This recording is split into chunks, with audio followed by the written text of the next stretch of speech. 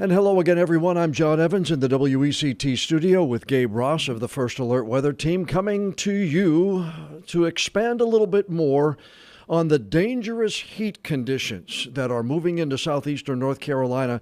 Dangerous enough that the First Alert Weather Team has issued First Alert weather days for Saturday, Sunday, and Monday. And Gabe, we're getting into territory here, temperatures and heat indexes, not just in triple digits here. Close to 110, if not higher than that. Yeah, as far as the heat index value is concerned, and that's what that extreme heat criteria is from the National Weather Service. So, like, run-of-the-mill days, heat advisories, we're not likely to do First Alert weather days because we know it gets hot in the summer. There are often times where we have to deal with that kind of thing.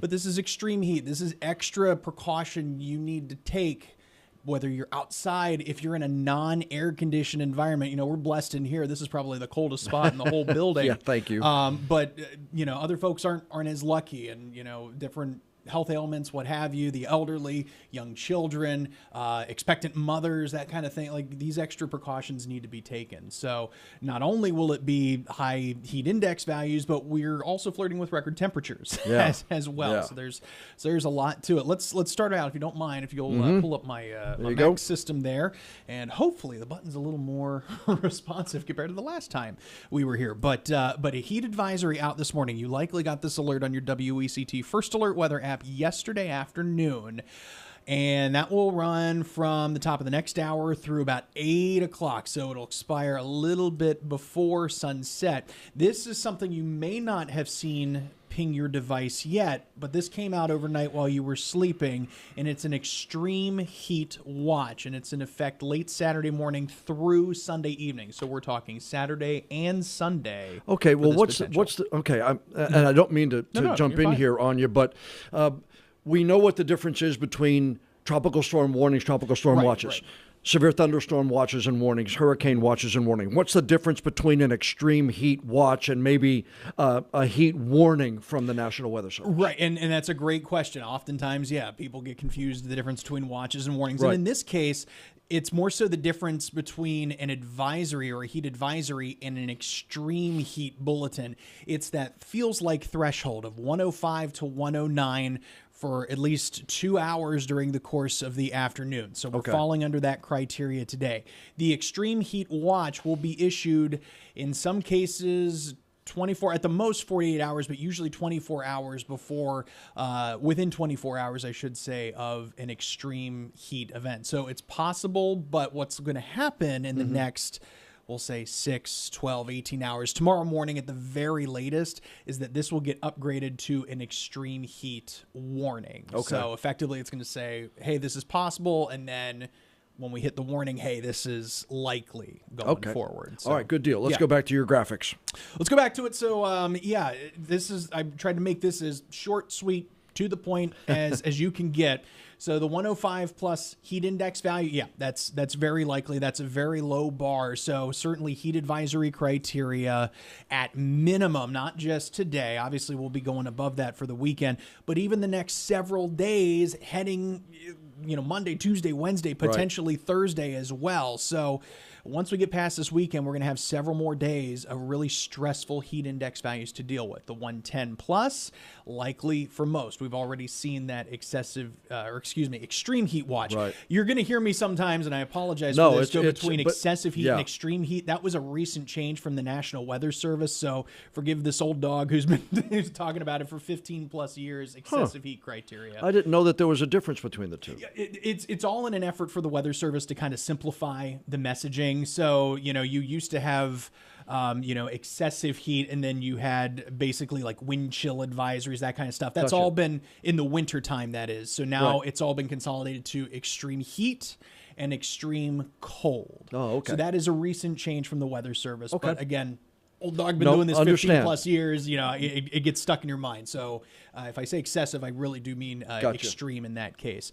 Now we'll move on to the next element here. Strong storms. There is some risk, full disclosure, some risk, but it's going to be rather limited. Not every backyard is going to pick up a cooling shower storm. If you do get one, consider yourself lucky. That said, some of these cells could be locally very intense. You've got a lot of extra fuel in the atmosphere when you've got temperatures that are this warm. In addition to that, high pressure, this high pressure ridge, it's going to do a lot to squash storm chances. So it's a little column A, little column B. Lower rain chances, but those that do emerge are going to punch through the atmosphere and likely be locally intense. Notice few or none marine issues for the weekend. A low to moderate risk for rip currents, winds and waves offshore, likely below small craft advisory criteria. I know that folks are going to try to take advantage of this and head to the beach. I imagine the beaches are going to be very, very busy places. So you got to be careful in and around around the water, and make sure you're hydrating with water. I know a lot of you, may want to bust open a cold one this weekend or have a bunch of sugary drinks. Understand that. Do that in moderation, maybe alternate so you're not getting super dehydrated. If you already feel dehydrated, it's kind of too late at that point. So very important to keep in mind. This is a new graphic that we've kind of rolled out here. We're trying to make it as streamlined as possible here to understand stressful, dangerous, the different classifications, while being educational at the same time. So we're looking at feels like temperatures. We're riding that 105 to 110 plus line. So stressful and dangerous pretty much through the next 7 days. Easy to understand? Great. How about the muggy meter? This we've also retooled here recently. We're riding that muggy and miserable line where dew points are above the mid 70s. And the higher the dew point, really that correlates to a more stressful heat index value. So you're going to want to take, again, frequent breaks. I don't know how many different ways I can say it, but as we're heading into a weekend, people are going to be doing their own thing. You really, really have to keep all of this top of mind. So heat index, that's one thing, right? Let's talk actual air temperatures now. Today's high, likely in the mid 90s, some upper 90s inland. There's the record for today, 99. I think that record's going to remain on the safe side, probably about 4 or so degrees off.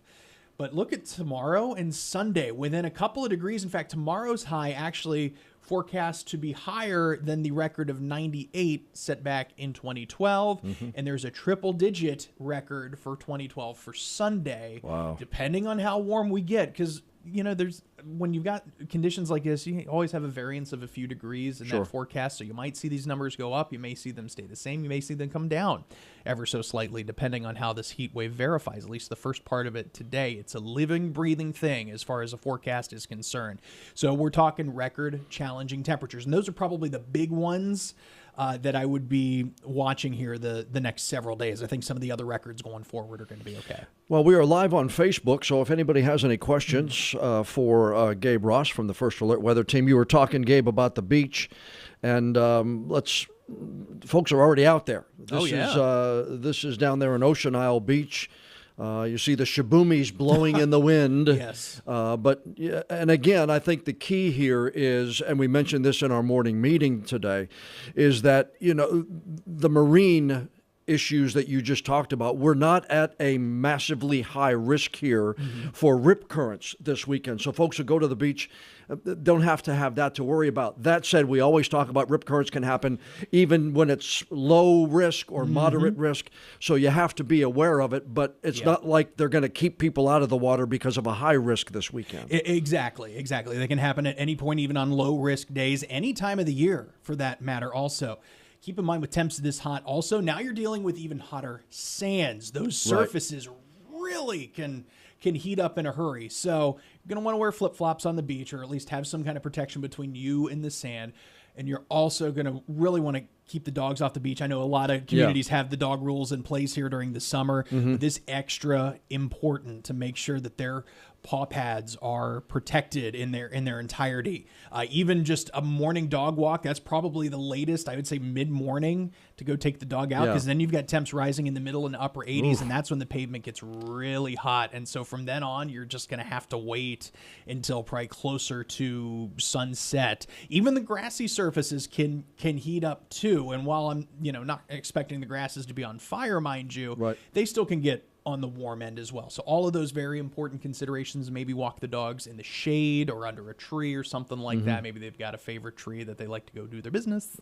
And if so, more power to you there. All right, this is Surf City, where folks are already out there, and several of the umbrellas and folks already enjoying the surf there in Surf City. And we got one more place we're going to show you. This is Wrightsville Beach. I think our camera's kind of locked up there, but Wrightsville Beach got some folks in the beach there already as well. So plenty of folks out there already catching some rays. This back there in Surf City, or I punched it twice. There's Surf City one more time. Now let's go back to Gabe's graphics and see if you got a little bit more to talk about. And we are getting a couple of questions on our Facebook Live, so we'll do those in a minute. Okay, sounds good. Can we pull that live banner down, do you think? I'm sorry. No, let me do that. There you go. There you go. Okay. Just want to make sure it's all big and beautiful on your screens at home. So it is going to fare cooler today at the coast in the next couple of days. This time of year, you have to remember the ocean water influence. Those water temps in the lower and middle 80s, pretty inviting, but it does have a little bit of an air pact on the air temperature as well. So lower 90s at the coast, mid 90s here for Wilmington, and inland, upper 90s there. I want you to notice something else here too. The farther inland you go, the less of a breeze that we have to deal with. So that in some cases could really just up the heat index value. And regardless, it's going to be like taking a hairdryer and blowing it straight at your face. It's the heart of summer. We're in the dog days of summer. So we have that to watch for. Dipping back into the 70s, I'd say just barely in some cases. Mid 70s for inland zones, they're going to fare the coolest. But as we head through Saturday and Sunday, there are going to be spots that may fail to drop below 80 degrees. We're already on quite the 70-degree stretch. Yeah. So if we can't drop below 80, that would be an important footnote for you here too. Saturday, the first of 3 first alert weather days that we have, and look at inland. We're progging triple digits for air temperatures. So it's dangerous heat and stagnant air again. You notice that the breeze flow at best maybe 5 miles an hour. Other times it's light, so the air just not moving and not helping to cool you off whatsoever. Upper 90s for Wilmington, again, challenging the record high of 98, and mid 90s near the coast. Again, if you could find relief in the shade, what have you, more power to you. And I'll put a bow on all of this here with the planning forecast, 7 days, and we'll expand out to 10. But first, the next 7 days.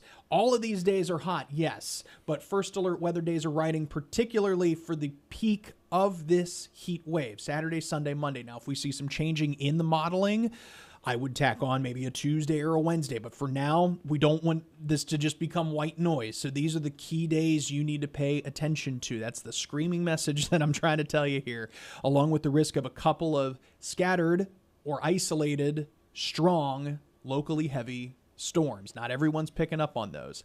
Tuesday, Wednesday, Thursday. Got you. We'll try to get our last Sounds of Summer concert for the season going in. I feel terrible that we had a couple cells that merged right over Wrightsville Beach Park. That was a bummer, yeah. Oh, it is. And, with all the technology we have, those freak circumstances, sometimes you just can't account for. So we tried, but we'll try to finalize things next week. I believe Daniela Hankey is out there. Yep, so we'll put a bow on a season and go 7 for 8.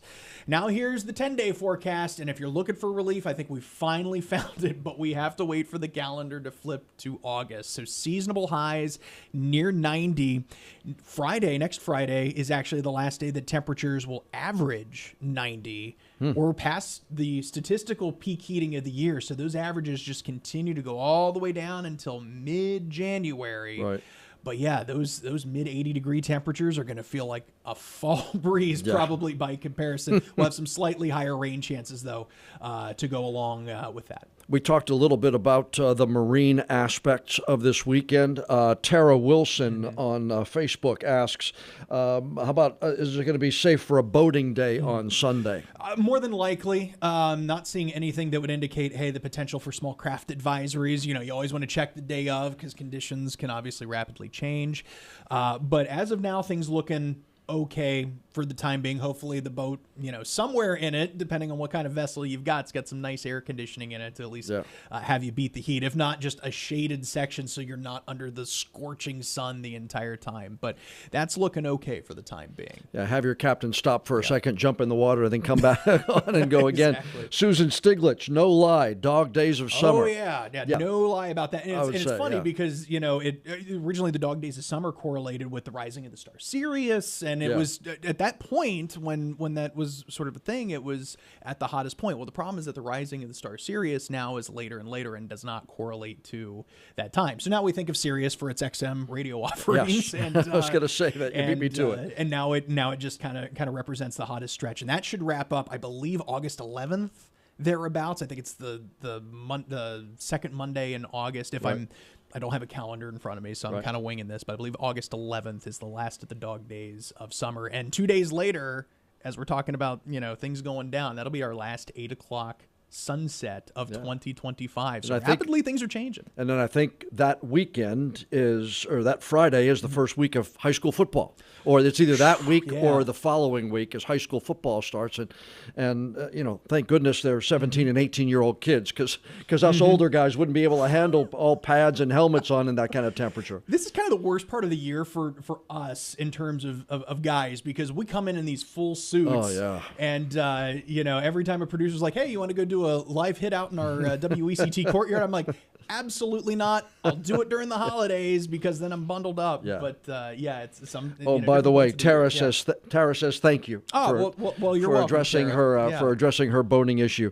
That is what we're going to wrap up here. We're going to go about 20 minutes. So again, keep it pinned on WECT.com and our news app, and download the WECT weather app too, because that'll have all the information in case that watch becomes a warning in the next 24 hours. Yeah, exactly. And if your alerts are set to follow you and you're within any, advisory that you have turned on in the app, you'll get notified to it right away. Yeah. Of course, our entire team's here this weekend, so Eric and Ella, I'm going to have you covered the rest of the daytime today. It'll be Ella and Eric again tomorrow, and we'll just be constantly updating. We know you've got things to do. You may not necessarily be parked in front of the TV at all times. Yeah. So the First Alert weather app is going to be your best way to stay plugged in. And we're going to be back here this afternoon. I think it's going to be Eric in here or Ella. Will be in here. Ella's going to be in here with me at 4:30. We're going to do another one of these Facebook Lives, take some more questions, see if anything has changed, get the updates from the National Weather Service and the experts at the First Alert Weather Team. All right, stay cool. Yes. Make sure you take all the possible precautions. Keep an eye on WECT.com and our First Alert Weather app.